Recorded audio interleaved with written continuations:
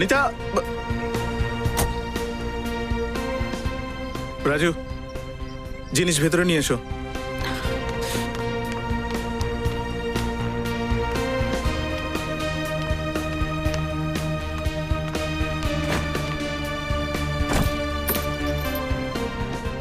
Sorry ভাই। আচ্ছা তুমি এক কাজ করো, তুমি আমার উপর চেঁচিয়ে নাও, কিন্তু প্লিজ এরকম চুপ করে বসে থেকো না। আচ্ছা ঠিক আছে, চলো আমি হোটেল থেকে খাবার অর্ডার করছি। তাওয়া পোলাও খাবে তো? অনিতা তুমি সকাল থেকে কিছু খাওনি, আমার একটা খাবার উপরে দেখিও না। আর কোনো রাস্তা আছে আমার কাছে? সবসময় এই একই জিনিস করো, প্রথমে ভুল করো তারপর সরি বলে নাটক। এক্সকিউজ মি, আমি একজন বিজনেসম্যান, আর টাকা রোজগার করার জন্য পরিশ্রম করতে হয়, আর সময়ও দিতে হয়। আচ্ছা, তো পুরো সময়টা বিজনেসকেই দিতে হয়, আর আমাকে দেওয়ার জন্য একটুও সময় নেই তোমার কাছে। যদি এরকমই করার ছিল তাহলে কি দরকার ছিল আমায় দুবাই নিয়ে যাওয়ার? আমি তো বাড়িতেই ঠিক ছিলাম। আরে অদ্ভুত ব্যাপার, তুমিই তো জেদ করেছিলে যে তুমি দুবাই যেতে চাও। নিয়ে গেলেও সমস্যা, না নিয়ে গেলেও সমস্যা। সাথে নিয়ে যাওয়ার কথা বলেছিলাম সুভাষ। তুমি আমাকে বলো, এই পুরো ট্রিপটায় কতক্ষণ সময় একসঙ্গে ছিলাম? ব্রেকফাস্ট টেবিলে আমরা একসঙ্গে ব্রেকফাস্ট করি, আর তুমি ফোনে তোমার সেক্রেটারির সাথে কথা বলো। তুমিও তো শপিং করার জন্য ব্যস্ত থাকতে। কত সোনা কিনেছো তুমি? আচ্ছা, তো বলো আমাকে কতটা সোনা কিনেছি আমি? আমি আমি কোথায় যাই, কতটা শপিং করি, তোমার কোনো দরকার আছে তা দিয়ে? পুরো 11 লাখ টাকার সোনা কিনেছো তুমি, সব জানি আমি। আমি সোনার খাঁচায় থাকতে চাই না সুভাষ। একজন স্ত্রী তার স্বামীর সঙ্গ আর সময়ও চায়, আর এরকমটাই যদি চলতে থাকে তাহলে আমি বলে দিলাম আমাদের বিয়ে মোটেই টিকবে না। এর তো প্রত্যেক দিনের এই একই ব্যাপার। সব সময় এই একই নাটক করে সুভাষ। প্রথমে ভুল করে আর তারপরে সরি বলে। আমি এই রোজকার ঝগড়ায় পুরো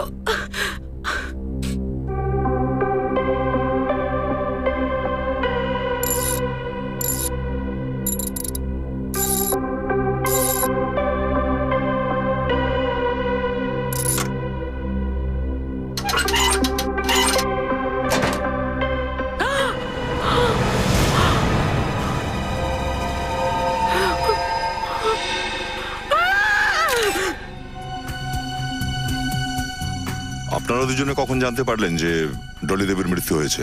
স্যার ঘন্টাখানেক আগে আমরা দুবাই থেকে ল্যান্ড করে সোজা মুম্বাই বাড়িতে এসেছি। অনিতা গয়না রাখার জন্য যেই সিন্দুক খুলেছে তখনই না ওর মধ্যে গয়না ছিল, না আমার ইম্পর্টেন্ট ফাইলগুলো, ওতে তো শুধু ডলি দেবীর লাশ ছিল। আচ্ছা, কতদিনের জন্য আপনারা দুবাইতে ছিলেন? 1 সপ্তাহের জন্য স্যার। 1 সপ্তাহের জন্য আপনারা দুবাইতে ছিলেন। আপনাদের সেক্রেটারি এখানে বাড়িতে কি করছিল? আপনাদের দুজনের অনুপস্থিতিতে আপনার সেক্রেটারি দরজা খুলে বাড়ির মধ্যে ঢুকলো, হ্যাঁ, আপনাদের বেডরুমেও ঢুকলো, আপনাদের সিন্দুকটা খুললো, আর নিজে সিন্দুকের মধ্যে আটকে রাখলো। ওকে সুইসাইড করতে চাইছিল? স্যার আমরা সত্যিই জানি না এখানে কি হয়েছে। লাস্ট 1 উইক ধরে তো সুভাষ আমার সঙ্গে ছিল, আর এর মধ্যে তো ডলির সাথে ফোনে কথাও হয়েছে অনেকবার। আপনি চাইলে ওর ফোন রেকর্ড চেক করতে পারেন। না ফোন কেন? স্যার আমাদের পাসপোর্টটা দেখে নিন না স্যার, আমরা মিথ্যে বলছি না স্যার। আচ্ছা, শেষবার কখন কথা হয়েছিল আপনার ডলির সাথে? কাল রাত প্রায় 9টার সময় ফোন করেছিল। বিরার হাউজিং কমপ্লেক্সে ইলেকট্রিক মিটার লাগানোর জন্য ওর কিছু কাগজপত্রের দরকার ছিল। আমি বললাম ওই ডকুমেন্টসগুলো সিন্ধুকে আছে, আমি মুম্বাই ফিরে এসে ওকে দেবো। তার মানে দাঁড়াচ্ছে আপনাদের বাড়ির চাবি ডলির কাছে ছিল না? না স্যার, কখনোই না। তাহলে আপনাদের বাড়ির ডুপ্লিকেট চাবি ডলির কাছে এলো কি করে? স্যার হতে পারে ডলি নিজের সাথীর সাথে চুরি করার জন্য বাড়িতে ঢুকেছিল, আর ওর সাথী ওকে ঠকিয়েছে, সমস্ত জিনিস নিয়ে নিজে পালিয়ে গেছে। স্যার প্লিজ যে কোনো ভাবে আপনি আমার গয়নাগুলো খুঁজে দিন। ওগুলোর মধ্যে আমাদের পারিবারিক হীরের হারটাও আছে, আর ওটা ভীষণ দামি। ওটাতে বেগুনি রঙের হিরে লাগানো আছে। Please sir. বংশানুক্রমিক হার? হ্যাঁ, ওদের ফ্যামিলিতে এই ট্রেডিশনটা বহুদিন ধরে চলে আসছে যে হারটা নতুন বউকে দেওয়া হয়।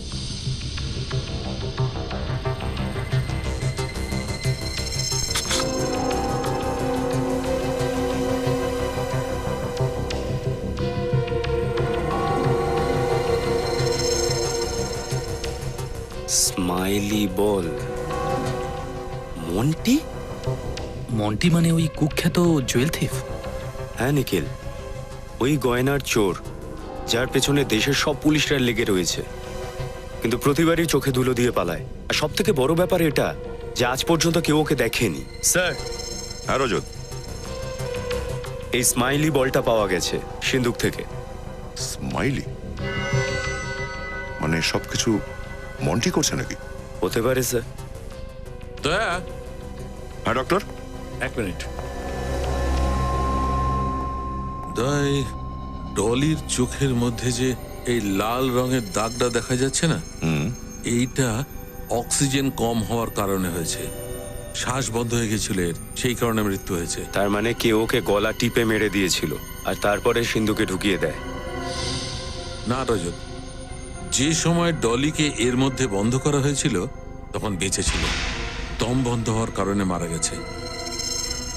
জীবন্ত মানুষকে আটকে দেওয়া হয়েছিল। আর এর তিনটে কারণ আছে।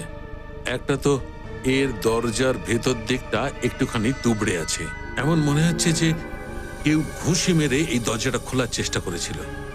দ্বিতীয়টা, এই দরজার পেছন দিকটায় আঁচড়ানোর চিহ্ন আছে, কেউ ছটফট করবার সময় এই আঁচড়গুলো পড়েছে। আর তৃতীয়টা, এই দরজার রংটা দেখছো, এইরকমই রং, এই দেখো ডলির নখের ওপর লেগে আছে।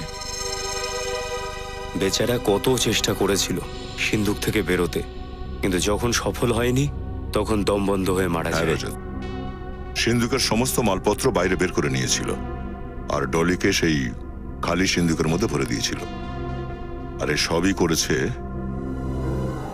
এই স্মাইলি বল রেখে যাওয়া মন্টি নিজে। আমার মেয়ে,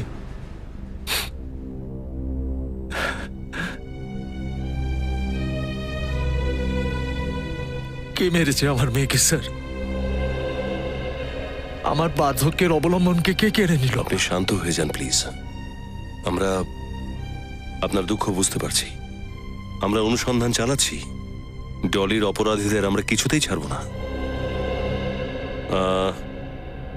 এটা সঠিক সময় নয় আপনাকে কিছু জিজ্ঞাসা করার, কিন্তু এই বাড়িতে কি আপনারা বহু বছর ধরে আছেন? না স্যার, আমরা একটা ছোট্ট বাড়িতে থাকতাম। 1 বছর আগে ডলি পরিশ্রমের টাকা দিয়ে এই বাড়িটা কেনে, খুব ভালোবেসে সাজিয়েছিল।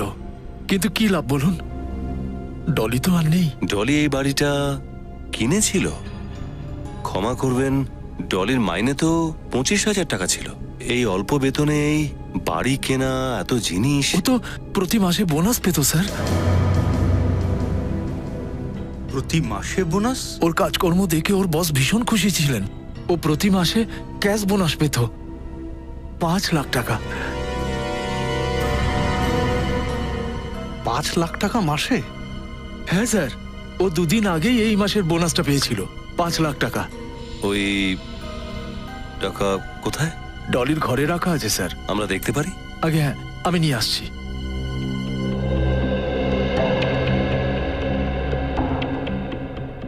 স্যার, এই ডলি যতই পরিশ্রম করুক না কেন, কিন্তু 5 লাখ টাকা কেউ কাউকে কেন দেবে প্রতি মাসে, সেটাই তো বুঝতে পারছি না। আমিও তো অবাক হচ্ছি।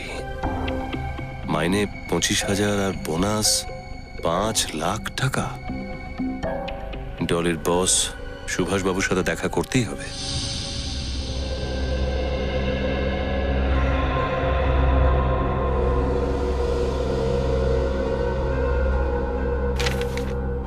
বাপরে, একটা চোর আজ পর্যন্ত এতগুলো চুরি করার পরেও আজ পর্যন্ত আইনের হাতে ধরাই পড়লো না। এই মন্টির কেস রেকর্ড দেখে মনে হচ্ছে ও জন্মানোর পর থেকেই যেন চুরি করা শুরু করেছে। বাপ রে বাপ, এতগুলো ফাইল সব মন্টির? মনে হচ্ছে ওর পুরো ফ্যামিলির ইতিহাস তোমরা খুঁজে বের করেছো। হ্যাঁ স্যার, আর ইতিহাসটাও দারুণ রোমাঞ্চকর। 100টার উপরে কেস করা হয়েছে ওর নামে। স্যার, স্মাইলি বল ছাড়া ওর বিরুদ্ধে না কোনো প্রমাণ পাওয়া গেছে, নাই বা কোনো সাক্ষী। এতগুলো কেস হওয়া সত্ত্বেও একটাও ফাইলে ওর একটাও ছবি নেই স্যার। সেটাই তো আশ্চর্যের কথা, যে এই 100টারও বেশি চুরি করার পরেও ওকে কেউ দেখেনি, এমনকি ও দেখতে কেমন তাও জানে না। সেটা কিভাবে সম্ভব? নিশ্চয়ই ফাইলগুলো থেকে কিছু জেনেছো বা পেয়েছো। ওর সঙ্গী সাথী কারা, ও কোন শহরে থাকে বা কোন শহরে এই সমস্ত কাজ করে? না স্যার, কিচ্ছু না স্যার, ও নিজেই অপারেট করে। ওর কোনো সঙ্গীও নেই, ওর কোনো গ্যাংও নেই।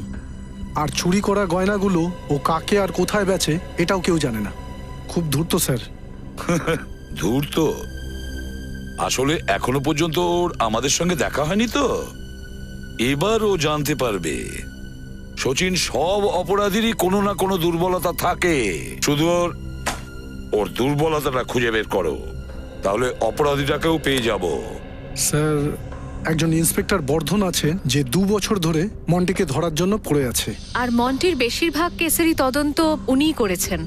ইন্সপেক্টর বর্ধন?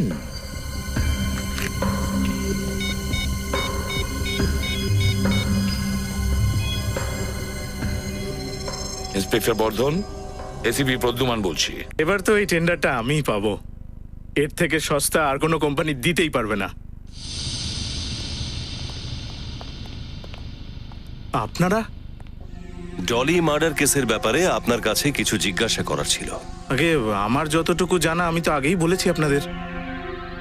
কিন্তু আপনি আমাদেরকে এটা কেন বলেননি যে প্রত্যেক মাসে বোনাস বাবদ আপনি ডলিকে 5 লাখ টাকা দিতেন? এই দয়া কিসের কারণে? 5 লাখ টাকা প্রতি মাসে? আগে হ্যাঁ, আর এই টাকা আমরা ডলির বাড়ির থেকে পেয়েছি।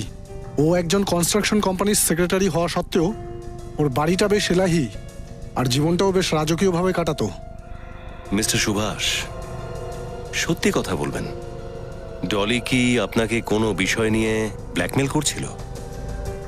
আপনাদের দুজনের কি অ্যাফেয়ার চলছিল, নাকি ওর মুখ বন্ধ করার জন্য আপনি ওকে খুন করলেন? না না না, ভুল হচ্ছে কোথাও। আমার ডলির সঙ্গে কোনো ব্যাপার ছিল না। আর ওই 5 লাখ টাকার ব্যাপারটা তো জানিই না। স্যার, আমি আপনাকে আগেই বলেছি যে এই ব্যাপারে আমি কিচ্ছু জানি না। এরকম সহজ সরল কথা এর আগেও বহু অপরাধীর মুখে আমরা শুনেছি। ফ্রেডি, একটা কথা বলো, মিস্টার সুভাষ ছুটি কাটাতে বাইরে গিয়েছিলেন, আর যখন উনি ফেরত এলেন তখন ওনার সিন্দুকের ভেতর থেকে ডলির লাশ পাওয়া গেল, আর ডলির বাড়ি থেকে আমরা 5 লাখ টাকা পেলাম। তো কি মনে হচ্ছে তোমার? ফ্রেডির অভিজ্ঞতা তো এটাই বলছে যে ইনি আমাদের কাছে কিছু লুকোচ্ছেন। যেটা আসল সেটা দেখা যাচ্ছে না, আর যেটা দেখা যাচ্ছে সেটা আসল না না, আমি কিছু লুকাচ্ছি না। আমি যখন কোনো ভুল করিনি তাহলে ভয় পাবো কেন? আপনারা চাইলে আমার কোম্পানি আর আমার ব্যাংক ডিটেলস চেক করতে পারেন। আমি ডলিকে শুধু স্যালারি দিতাম প্রতি মাসে, আর কিচ্ছু না। ঠিক আছে মিস্টার সুভাষ, আপনাকে আবার বিরক্ত করবো আমরা। Thank you.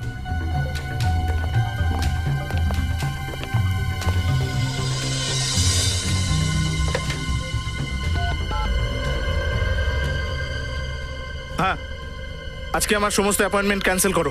আজকে আমার একটা খুব জরুরি কাজ আছে। আরে ও দিদি বৌদি মনিরা, তাজা সবজি নিয়ে যাও, সবজি নিয়ে যাও, বেগুন নিয়ে যাও, তাজা আলু কপি নিয়ে যাও।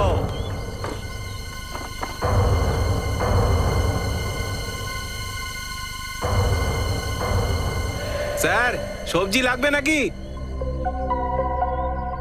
গাজর লাগবে স্যার? না।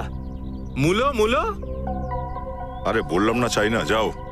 মন্টিকেও লাগবে না?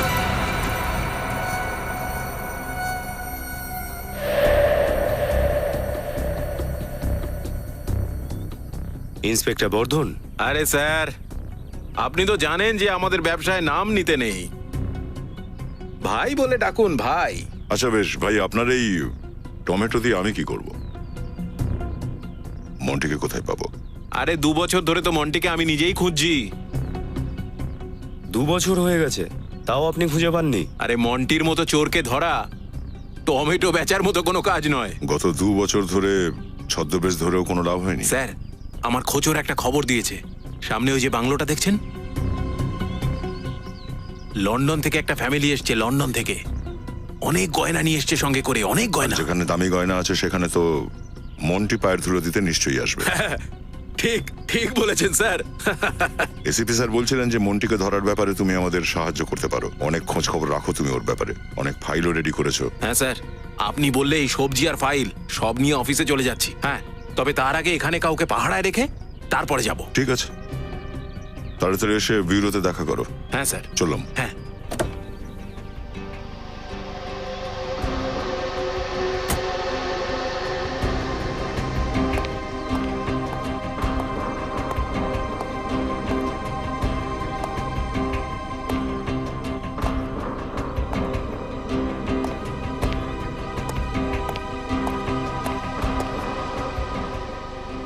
আমাকে এখানে কেন ডেকেছেন? কোনো জরুরি কথা? খুব জরুরি কথা। সিআইডি আমার অফিস পর্যন্ত পৌঁছে গেছে। সিআইডি? কিন্তু কেন? ওই বিশ্বাসঘাতক ডলির জন্য। আমি তো আগেই সন্দেহ করেছিলাম ওকে। অপয়া ছিল, অপয়া। যখন বেঁচে ছিল তখন ওর জন্য আমার বিজনেসে লোকসান হয়েছিল, আর মরার পরও আমার এত বড় ক্ষতি করে দিয়ে গেল। আপনি শান্ত হয়ে যান আরে কি করে সুভাষবাবু। শান্ত হয়ে যাব? ওর গলাটা নিজের হাতে যদি আমি টিপে দিতাম না, তাহলেই সবচেয়ে ভালো হতো।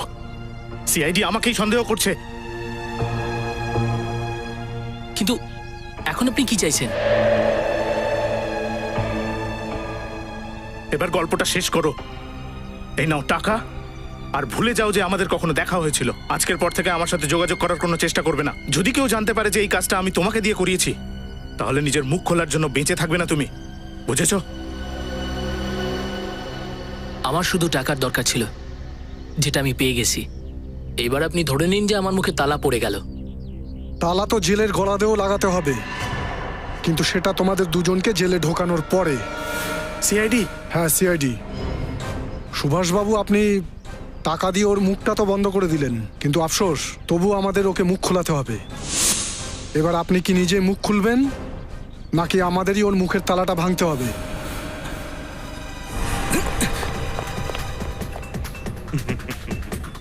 পালিয়েছে।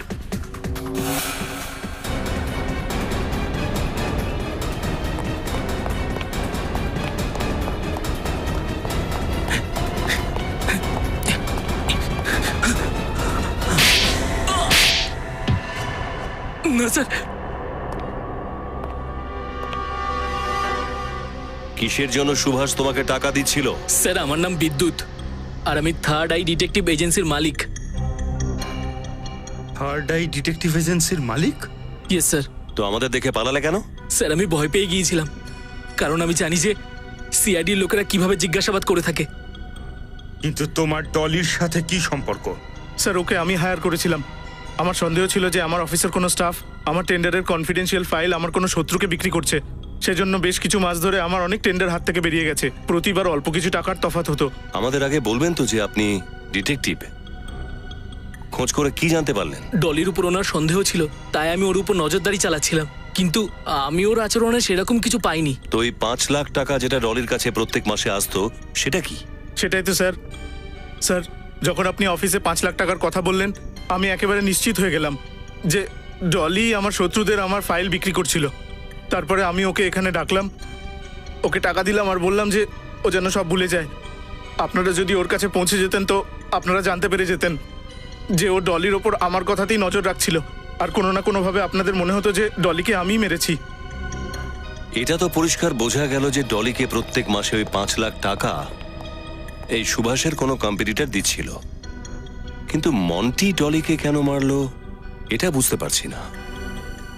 এই ডলি আর মন্টির মধ্যে কোনো সম্পর্ক ছিল নাকি মন্টি ডলিকে মারার জন্য কন্ট্রাক্ট নেয়নি? তো স্যার, এবারে এই মন্টিকে খুঁজবো কি করে?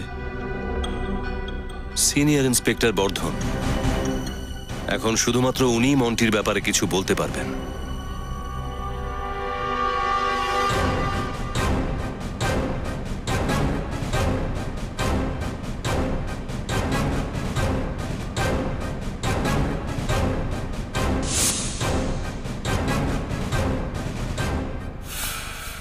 Sir, inspector Bardhan reporting. Bardhan, good. এই ইন্সপেক্টর সচিন। হ্যালো। শ্রেয়া।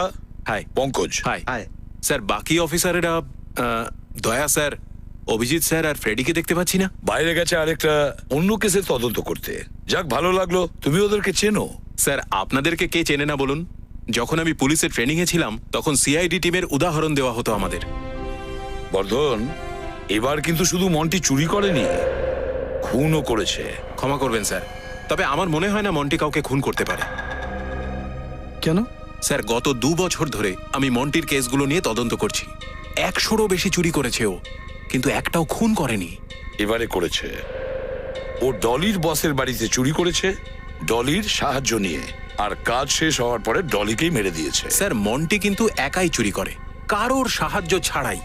চুরি করাটা ওর পেশা নয়, প্যাশন, একটা প্যাশন। ও যখনই চুরি করে পুরোটা প্ল্যান করে নিয়ে করে, আর তখনই করে যখন বাড়িতে কেউ থাকে না। তার মানে যেখানে ও চুরি করে সেখানকার এলাকাটা আগে দেখে নেয়, ওখানকার আশেপাশে যারা থাকে তাদের কাছে জিজ্ঞাসাবাদও করে, আর তখন হয়তো ওকে কেউ দেখেও থাকতে পারে। স্যার, আপনি দেখার কথা বলছেন? এখনো পর্যন্ত ওর আসল নামটাই কেউ জানে না। এই মন্টি নামটা তো আমরা ওর অপরাধের ফাইল খোলার জন্য রেখেছি। হ্যাঁ, তবে যেখানেই ও চুরি করে একটা স্মাইলি বল সেখানে রেখে যায়। তোমার কথা শুনে তো মনে হচ্ছে তুমি ওর বড় ফ্যান হয়ে গেছো। না স্যার। বাদ দাও, ওর নিশ্চয়ই তো কোনো উইক পয়েন্ট আছে, মানে দুর্বলতা। স্যার, একটা দুর্বলতা আছে। কি বলো? দামি আর দুষ্প্রাপ্য হিরে। আচ্ছা, দুষ্প্রাপ্য আর দামি হিরে।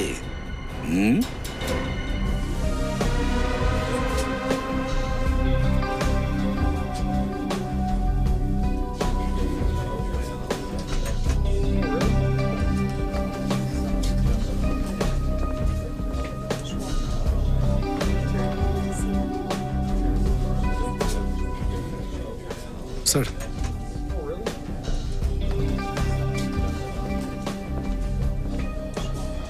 হ্যাঁ সচিন, স্যার মেন এন্ট্রান্স ছাড়া আরও 3টে এন্ট্রান্স ছিল, যেগুলো সিল করিয়ে দিয়েছি। এখন এক্সিবিশনে আসার জন্য একটাই রাস্তা আছে, আর সেখানেও কড়া পাহারা আছে। অ্যারেঞ্জমেন্ট তো ঠিকই আছে সচিন, কিন্তু এই মন্টিকে আন্ডার এস্টিমেট করার মতো ভুল আমরা করতে পারি না। ছদ্মবেশ ধরতে ওস্তাদ এই লোকটা। স্যার, বসো। সবকিছু ঠিক আছে? হ্যাঁ স্যার। সব ক্যামেরাগুলো ঠিক আছে তো? কোনো সমস্যা নেই তো? না স্যার। মেন গেটের ফুটেজ দেখাও।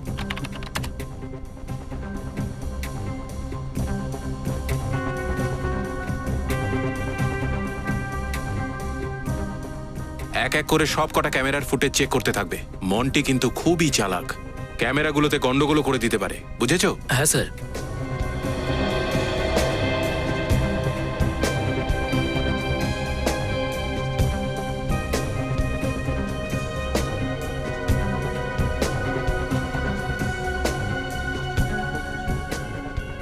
স্যার, সিসিটিভি কন্ট্রোল রুমের চেকিং আমরা করে নিয়েছি। ঠিক আছে, তুমি আর নিখিল সামনের মেন এন্ট্রান্সে নজর রাখো। ওকে। আমি এখানে নেকলেসের কাছেই আছি। ওকে। এই, কেউ নিজের জায়গা থেকে নড়বে না। যে যেখানে আছো সেখানেই দাঁড়িয়ে থাকো। হঠাৎ লাইট চলে গেল কেন? এটা কি করে হতে পারে স্যার? কারেন্টের তো 3টে ব্যাকআপ ছিল আমাদের। কেউ নড়বে না এখান থেকে।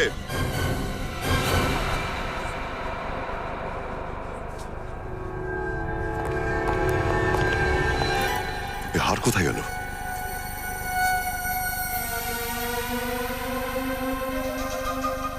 সচিন, মেন গেট বন্ধ করো। এখান থেকে যেন কেউ না বাইরে যায়। আপনারা সবাই এদিকে চলে আসুন প্লিজ, একটু কোঅপারেট করুন। এদিকে আসুন, এদিকে আসুন। শ্রেয়া, নিখিল, সবাইকে সার্চ করো। এই মন্টি এই রুমের মধ্যেই কোথাও আছে। স্যার, পাওয়ার ফেলিওরের কারণে সিসিটিভি রেকর্ডিংও হয়নি হয়তো। কোনো ব্যাপার নয়। এই এক্সিবিশন থেকে বাইরে বেরোনোর সব রাস্তা আমরা বন্ধ করে দিয়েছি। এদের মধ্যেই কেউ একজন মন্টি।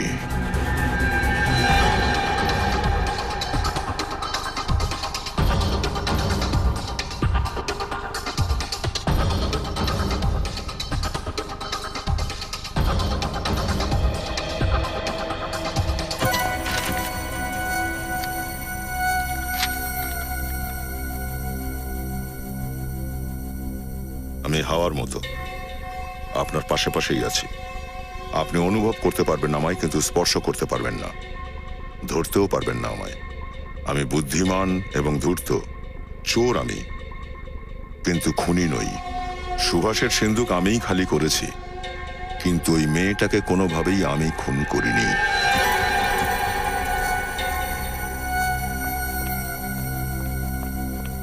স্যার, হলে যতজন লোক আছে সবার তল্লাশি করেছি, নেকলেস কারোর কাছে পাইনি। স্যার, আমিও হারটা পেলাম না। এই মন্টি 30 সেকেন্ডের মধ্যে হারটা চুরি করা, এই চিঠিটা রাখা, আর এই রুম থেকে বেরিয়ে যাওয়া কি করে সম্ভব একজন মানুষের পক্ষে? এবার কি করবো স্যার? মন্টির পথেই ভাবো। নেকলেস চুরি যখন করেছে কোথাও না কোথাও বেচবে তো নিশ্চয়ই। শহরে এমন যত জহুরি আছে যারা চুরির জিনিস কেনাকাটা করে, সব জায়গায় রেড করো। একবার যদি এই মন্টিকে হাতে পাই আমি, তাহলে 30 সেকেন্ড নয়, সারা জীবন ওকে অন্ধকারের মধ্যে রেখে দেব।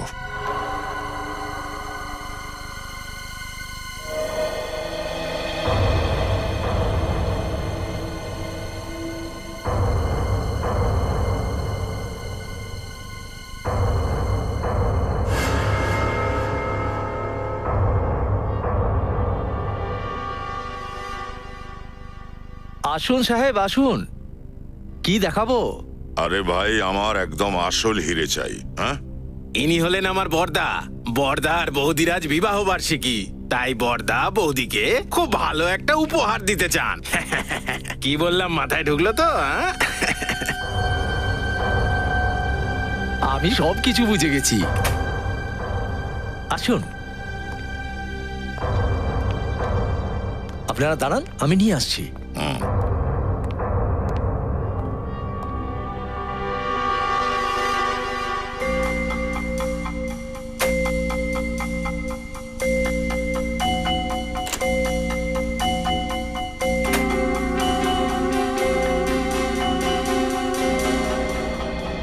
আরে কি মজা করছেন আপনি? হ্যাঁ, আপনার এই বাসি খাবার আমার খাওয়ার দরকার নেই। সাহেব, কৌটো দেখে ভুলবেন না, এটা ভেতরের ব্যাপার, পুলিশের চোখ থেকে বাঁচিয়ে রাখতে হয়। পুলিশের চোখ থেকে বাঁচিয়ে? আরে ওসব কথা ছাড়ুন, এই যে দেখুন, এই যে দেখুন, 200 বছরের পুরনো মারবারের রাজ পরিবারের। আবার এটা জিজ্ঞেস করবেন না যেন কোথায় পেলাম।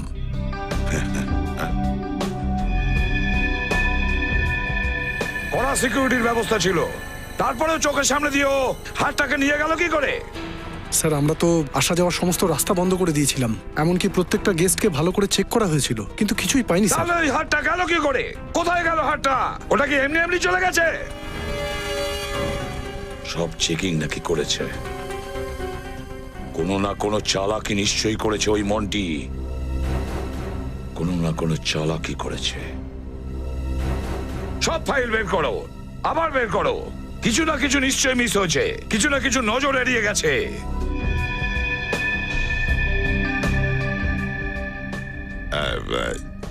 এর থেকে একটু ভালো জিনিস নেই আর একটু দামি? এটা তো এক্ষুনি তো আমার কাছে নেই, কিন্তু নতুন মাল এলে আপনাকে নিশ্চয়ই জানাবো। আপনি আপনার ফোন নাম্বারটা দিয়ে যান। পরের কথা পরে হবে, চলো ঠিক আছে।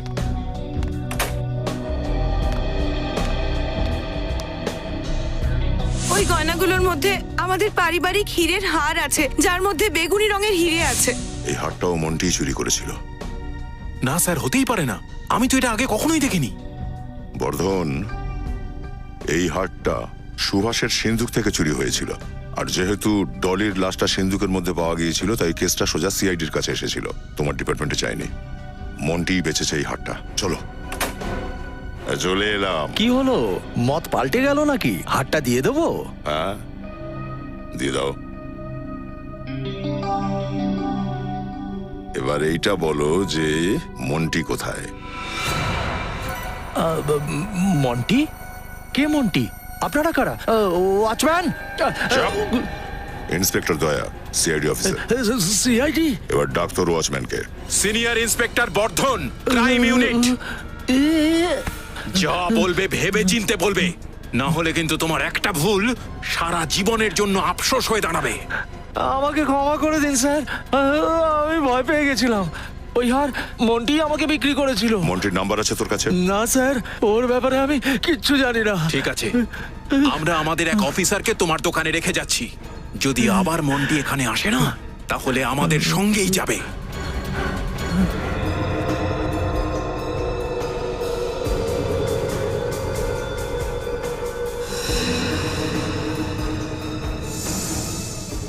ক্রাইম রিপোর্টের ওপরে বর্ধনের টিপসই, এখানে তো সিগনেচার দেখছি, তাহলে টিপসই কেন? এই ফাইলগুলোতে তো ওনার টিপসই আছে। স্যার, এই ফাইলে সিগনেচার আছে। কোনো ফাইলে টিপসই, কোনো ফাইলে সিগনেচার, রহস্যটা কি? এই হিসেবটা কিছুতেই মেলাতে পারছি না। শ্রেয়া, বর্ধনকে ফোন করো তো।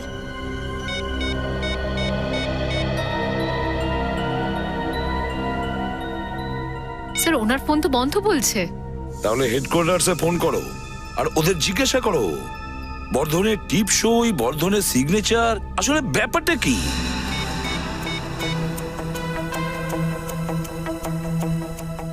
হ্যালো, হ্যাঁ, আমি ইন্সপেক্টর শ্রেয়া বলছি সিআইডি থেকে। আমি ইন্সপেক্টর বর্ধনের সঙ্গে কথা বলতে চাইছি। উনি আছেন এখন অফিসে? আচ্ছা, একটা কথা বলুন, উনি ওনার কেস ফাইলগুলোতে সিগনেচার করেন নাকি টিপসই দেন? ওকে, থ্যাংক ইউ। কি বললো? স্যার, হেডকোয়ার্টার্সের অফিসার বললেন যে ইন্সপেক্টর বর্ধন 3 দিন থেকে ডিউটিতেই আসেননি। 3 দিন ধরে ডিউটিতেই আসেনি? স্যার, এটাও বললেন যে ওনার ফোনটা বন্ধ পাচ্ছেন। আরে স্যার, গত 2 দিন ধরে তো উনি আমাদের সাথে কাজ করছেন, তাই কি উনি হেডকোয়ার্টারে রিপোর্ট করেননি? এমনটা হয় না, যে কোনো অবস্থাতে আমাদের হেডকোয়ার্টারে রিপোর্ট করতেই হয়। আচ্ছা, সিগনেচারের ব্যাপারে যে বললে ওরা কি বললো? অফিসার বললেন যে ওনার নাকি 6 মাস আগে একটা অ্যাক্সিডেন্ট হয়েছিল আর ওনার ডান হাতটায় ফ্র্যাকচার হয়ে গেছিল। তারপর থেকে উনি কেস ফাইলগুলোতে টিপসই দেন। কিন্তু স্যার, আমরা সবাই তো ইন্সপেক্টর বর্ধনকে সব জায়গায় ওনার ডান হাত ব্যবহার করতেই দেখেছি।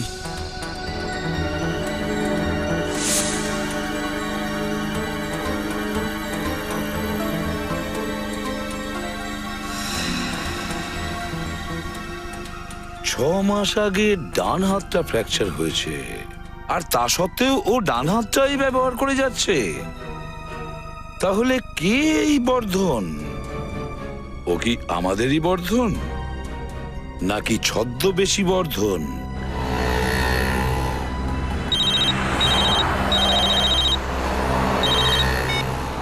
হ্যাঁ স্যার। কি ইন্সপেক্টর বর্ধন? স্যার, একটু আগেই তো আমার সঙ্গে ছিল, বেরিয়ে গেছে। ও নো! ওঠ ওঠ! কি করছেন? আমার সময় একদম নষ্ট করবি না। একটা প্রশ্ন করব আর একদম এক কথায় তার জবাব চাই, আর সেটাও সত্যিটা। ওই যে লোকটা আমার সঙ্গে এসেছিল এখানে, কে ছিল ও? হ্যাঁ বল। ওই মন্টি ছিল। বর্ধনী মন্টি ছিল? বলিস নি কেন আমায় তখন? আমি মন্টিকে আপনার সাথে দেখে ভয় পেয়ে গেছিলাম। কি বলতাম, ও তো আপনার সামনে আমায় চুপ থাকার হুমকি দিয়েছিল। এ তো যা বলবে ভেবে চিনতে বলবে। মন্টি মন্টি মন্টি গত 2 দিন ধরে ও আমাদের ঠকাচ্ছিল। ও আমাদের সঙ্গে বসে খাবার খেয়েছিল আর আমাদের সাথে কথা বলেছিল, আর এমনকি ও আমাদের সাথে তদন্ত করতে ও এখানে এসেছিল। আর তারপরেও আমরা জানতে পারিনি যে ও ইন্সপেক্টর বর্ধন নয়, ও মন্টি। হ্যাঁ স্যার, ওকে চিনতে গিয়ে আমাদের খুব বড় ভুল হয়ে কেন গেছে। সচিন, কেন কেন এই ভুলটা আমাদের হবে? কিভাবে এই ভুলটা হলো? কিভাবে ওকে আমরা আমাদের সবাইকে বোকা বানাতে দিলাম? কিভাবে কারো কোনো ওর প্রতি সন্দেহ হলো না? স্যার, ও কখনো ওকে সন্দেহ করার সুযোগই দেয়নি। ইন্সপেক্টর বর্ধন আমাদের বাংলো রোডে ডেকেছিল স্যার দেখা করতে, আর ওখানে পৌঁছে এই মন্টিকে পাই। ও তখন সবজিওয়ালার ছদ্মবেশে ছিল। সরি স্যার, আমি ওকে তখন চিনতে পারিনি। না দয়া, ভুলটা তোমার একার নয়, ভুলটা আমাদের সকলের ভুল। কিছুতেই বুঝতে পারছি না, বুঝে উঠতে পারছি না এই মন্টি জানতে পারলো কি করে যে আমি ইন্সপেক্টর বর্ধনকে বলেছি যে তুমি আমাদের সাথে এই কেসটার তদন্ত করতে সাহায্য করো। কিভাবে জানতে পারলো? কিভাবে? ওই সময় তো আমরা ছাড়া আর কেউই ছিল না এই বিউরোতে। কিভাবে? মাই গড!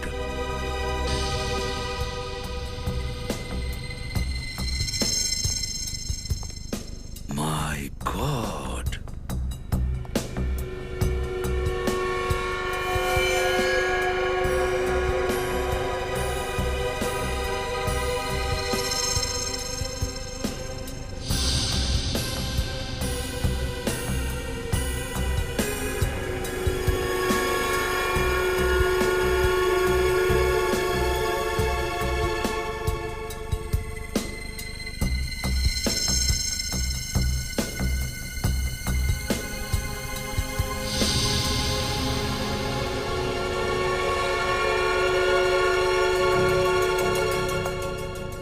এবার ধরবোটা কি করে একে? হ্যাঁ স্যার, চোরেদের রাজা মনে হচ্ছে এই মন্টিকে। প্রত্যেক পদক্ষেপেই এর বড়সড় প্ল্যান থাকে। স্যার, খুব বুদ্ধি আর খুব চালাকির সাথে কাজ করে এই মন্টি। হতে পারে স্যার, এখন ও কোথাও বসে আমাদের উপরে হাসছে। হ্যাঁ, আমাদের তো জলে ডুবে মরা উচিত এই লজ্জার জন্য। লজ্জার ব্যাপার তো বটেই। যদি এই খবরটা খবরের কাগজে বেরোয়, সিআইডির তো নাক কাটা যাবে। আমি তো ওদের সামনেই দাঁড়িয়েছিলাম, তারপরেও সিআইডি আমায় চিনতেই পারেনি। স্যার, পরের বার যখন একে আমরা সামনে পাবো তখন তো আমরা একে ধরতেই পারবো না। কেন ধরতে পারবো না? স্যার, ও তো রূপ বদলাতে একদম এক্সপার্ট। খুব চালাক ও। স্যার, সারা দেশের পুলিশ একে এখনো ধরতে পারেনি স্যার। কিন্তু কিছু তো করতেই হবে, ধরতে তো হবেই।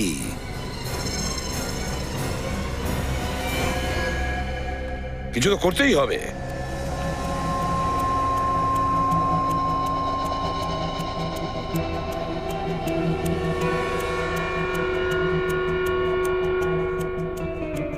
এটা রেঞ্জ।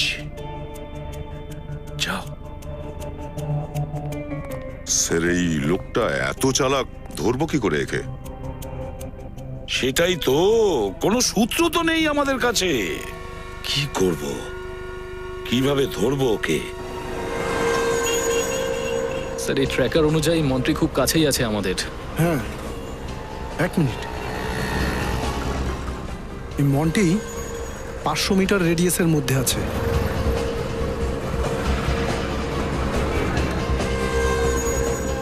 স্যার, আমরা মন্টির খুব কাছে চলে এসেছি। হ্যাঁ, খুব হাসি পাচ্ছে না? এই নাম, তোর খুব শখ না নিজের নাম পেপারে ছাপানোর? এই সিপি স্যার বিউরোতে তোর জন্য অপেক্ষা করছেন, মিডিয়াকেও ওখানে ডাকছি। স্যার, আমি ডলিকে খুন করিনি। আমি আপনাদেরকে বারবার বোঝানোর চেষ্টা করছি যে আমি ডলিকে মারিনি। সেই জন্য আমি ইন্সপেক্টর বর্ধন সেজে এসেছিলাম। আমার ডলির সঙ্গে কোনো সম্পর্ক ছিল না। আমি তো ডলিকে দেখিও নি। মিথ্যে! তুমি আর ডলি ওই রাতে বাংলোতে গিয়েছিলে। হ্যাঁ স্যার, আমি ওই বাংলোতে গেছিলাম, কিন্তু শুধু চুরি করতে। ডলি ওখানে কি করছিল আমি কিছু জানি না। স্যার, আমি চোর, খুনি নই। আমি 100টা চুরি করেছি, কিন্তু আজ পর্যন্ত কাউকে খুন করিনি। আমি খুনি নই, আমি নির্দোষ স্যার, নির্দোষ। যদি তুমি ডলিকে খুন না করে থাকো, তাহলে কে কাজটা করেছে? হ্যাঁ, কে? বলো, কি ঘটেছিল সেই রাতে ওই বাংলোতে? সেই রাতে আমি সুভাষের বাড়িতে ওর সিন্ধুকে রাখা গয়না চুরি করতে গিয়েছিলাম। আমি জানতাম যে সুভাষ ওর বউয়ের সঙ্গে দুবাই গেছে।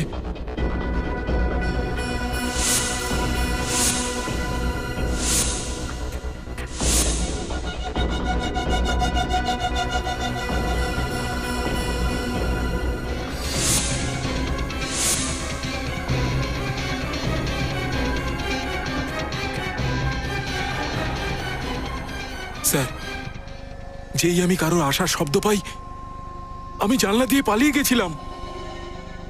কিন্তু পালানোর আগে তোর হাতে এতটাই সময় ছিল যে তুই মাইক্রোফোনওয়ালা বলটা সিন্ধুকে রেখে পালাতে পারিস। স্যার, স্মাইলি বলের ভিতরে আমি আগে থেকেই মাইক্রোফোন ফিট করে রাখতাম, আর যেখানে যেখানে আমি চুরি করতাম সেখানেই বল রেখে আসতাম।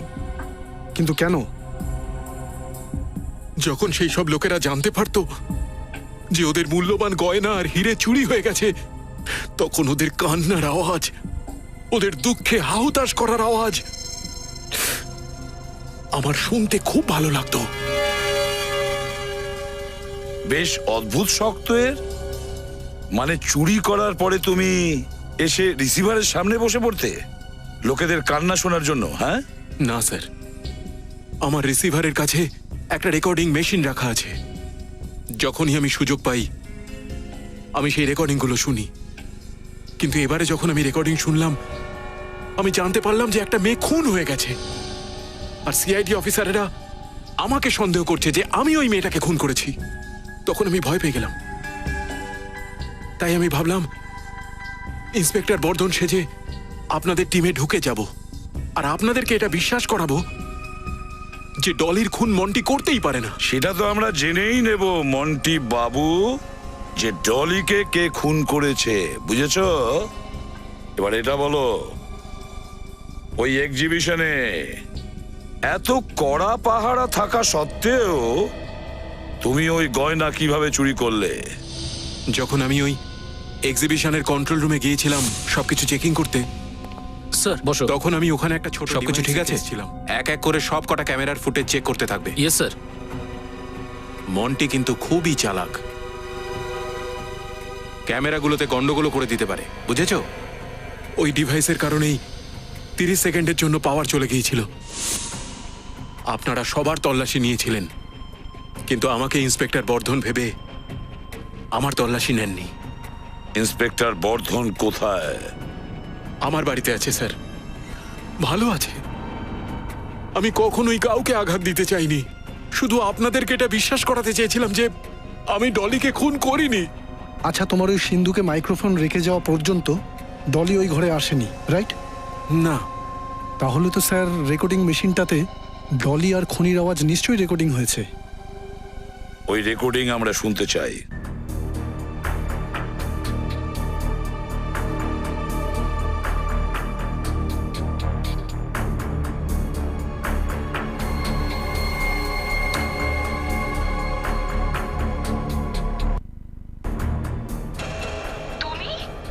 তুমি এখানে কি করছো? তোমাকে তো বলেছিলাম যে কাল দেখা করব। কালকের কথা কে জানে ডলি, হয়তো তুমি কালকে সকালটাই দেখতে পেলে না। দেখো দেখো, আমার কাছে আসবে না, নয়তো। না হলে কি হবে? আজ তুমি যা হয়েছো আমার কারণে হয়েছো। আমার খেয়ে আমার পরে তুমি আমাকেই ব্ল্যাকমেল করছো। প্লিজ ক্ষমা করে দাও আমাকে। না, এক মিনিট, একটু রিমাইন্ড করো, তারপরে আবার চালাও। আজ তুমি যা হয়েছো আমার কারণে হয়েছো। আমার খেয়ে আমার পরে তুমি আমাকেই ব্ল্যাকমেল করছো। প্লিজ ক্ষমা করে দাও আমাকে। না, শুনেছো? হ্যাঁ স্যার, যখন আশেপাশে মাইক্রোফোন অথবা স্পিকার থাকে তখন ফোন আসার সময় ঠিক এরকমই আওয়াজ হয়। এক্স্যাক্টলি, তাই না? হ্যাঁ স্যার। স্যার হতে পারে সুভাষ ওই সময় ডলিকে ফোন করেছিল। কিন্তু স্যার ডলি তো নিজের মোবাইল বাড়িতে ফেলে গেছিল। যদি ডলি তার বাড়িতে মোবাইলটা ফেলে এসেছিল, তাহলে ওখানে যে ফোনটা বেজেছিল সেটা ওই অপরিচিত ব্যক্তির ফোন হতে পারে, মানে খুনির ফোন। সে একটা কাজ করো, সমস্ত মোবাইল কোম্পানিতে ফোন করে দেখো আর খোঁজ নাও ওই রাতে 1:30 থেকে 2টোর মধ্যে সুভাষের বাড়িতে কোন নাম্বার থেকে ফোন এসেছিল। যদি সেটা জানা যায় তাহলে এটাও জানা যাবে যে ওই অপরিচিত ওই খুনিটার নাম্বার আর ওই লোকটা আসলে কে সেটাও। হ্যাঁ হ্যাঁ, আপনার বিজনেসকে সফল করার জন্য আপনি যা ডিসিশন নিয়েছেন একদম ঠিক নিয়েছেন। এখন আপনার যা কন্ট্যাক্ট চাই সেগুলো পেতে আমি আপনাকে সাহায্য করব। সিআইডির হাত থেকে বাঁচার জন্য তোমাকে কে সাহায্য করবে? সিআইডি? আপনারা এখানে? অপরাধী যেখানে সিআইডিও সেখানে। তোমার কি মনে হয়েছিল যে ডলিকে মার্ডার করার পর তুমি সিআইডির চোখের ধুলো দিয়ে এত সহজেই পার পেয়ে যাবে? হ্যাঁ, মার্ডার? ডলিকে? আমি ডলিকে কেন খুন করতে যাব? স্যার আমি নির্দোষ স্যার। আচ্ছা, আমরা তোমার ফোন রেকর্ড চেক করেছি বিদ্যুৎ। যেই দিন ডলির খুন হয়েছে তুমিও সেখানে হাজির ছিলে, মিস্টার সুভাষের বাংলোতে। ডলির সাথে তোমার যা যা কথা হয়েছিল তার রেকর্ডিং আছে আমাদের সঙ্গে। চাইলে ফরেনসিক টেস্টও করাতে পারো। ব্যুরোতে যাওয়া যাক। ডলিকে তুমি কেন মেরেছো? স্যার ডলি আমার হয়ে কাজ করতো।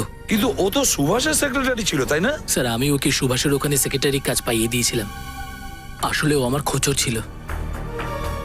স্যার আমার ডিটেকটিভ এজেন্সিতে আমরা এজেন্টদের বড় বড় কোম্পানিতে কাজ পাইয়ে দিই, যাতে ওরা সেখানকার মালিকদের ভিতরে খবর আমাকে দিতে পারে। কিন্তু তুমি ওই খবরের সাহায্যে ওখানকার মালিকদের ব্ল্যাকমেল করে ওদের কাছ থেকে টাকা তুলতে, তাই না?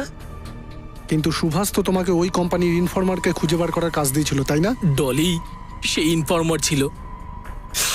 আমি চাইনি যে সুভাষ এই সব ব্যাপারে জানতে পারুক, তার ফলে আমার প্ল্যানটা নষ্ট হয়ে যেত। সেই জন্য আমি ওকে বলেছিলাম যে ডলি সহজ সরল। যদি ডলি তোমার জন্যই কাজ করতো তাহলে ওকে খুন করে নিজের পায়ে কুড়াল কেন মারলে তুমি? স্যার, ডলি একেবারে পাল্টে গিয়েছিল, লোভী হয়ে গিয়েছিল। ও আমাকে ব্ল্যাকমেল করতে শুরু করে, আমাকে হুমকি দিতে যদি ওকে বেশি টাকা না দিই তাহলে সিআইডির সামনে আমার মুখোশ খুলে দেবে। ওকে অনেক বোঝানোর চেষ্টা করেছি স্যার, কিন্তু ও তোমার কথা মানেনি বলে তুমি ওকে মেরে দিয়েছো। হ্যাঁ স্যার। ওকে সিন্ধুকে বন্ধ করে দিয়েছো, তাই বেচারি দম বন্ধ হয়ে মারা গেছে। তোমাদের মতো লোকেদের তো ফাঁসি হওয়া উচিত, ফাঁসি। For more updates, subscribe to our channel, click the show links and enjoy watching the videos.